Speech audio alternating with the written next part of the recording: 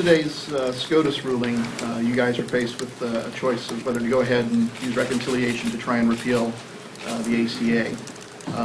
One, do you still intend to do that? And B, are you confident that the score of any such plan will not increase the uninsured or... Well, there's been no decision about how to deal with or what to use reconciliation for. The problem with Obamacare is still fundamentally the same. The law is broken. It's raising costs for American families.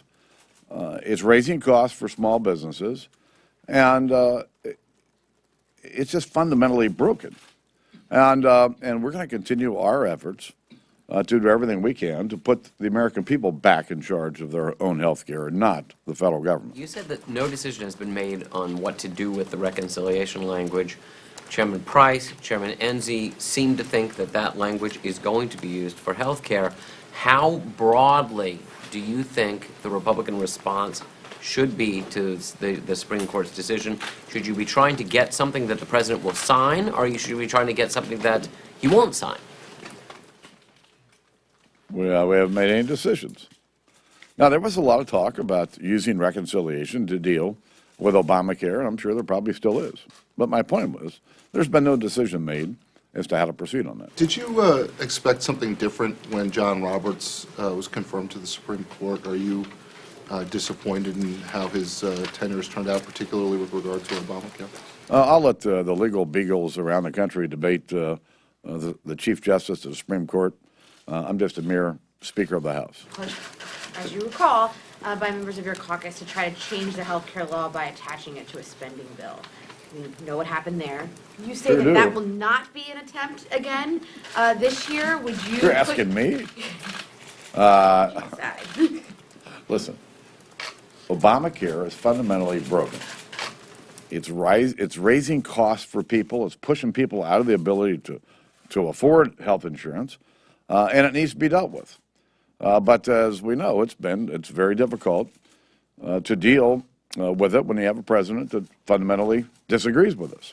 And so the struggle will continue. Will you commit to the House having some kind of vote this year on a Republican alternative to the law? I'm not sure that, we'll see. There's been discussion about that, but most of the discussion so far this year was if the court ruled against the administration in King versus Burwell, what the response would be. And so that's where most of the conversation has been thus far this year. But you have a whole task force of committee chairmen that were also directed at a replacement bill. What's going on with that? They've been mostly focused on King versus Burwell, which we know how that turned out, so now it's time to refocus our efforts. You have a lawsuit of your own pending against the Treasury and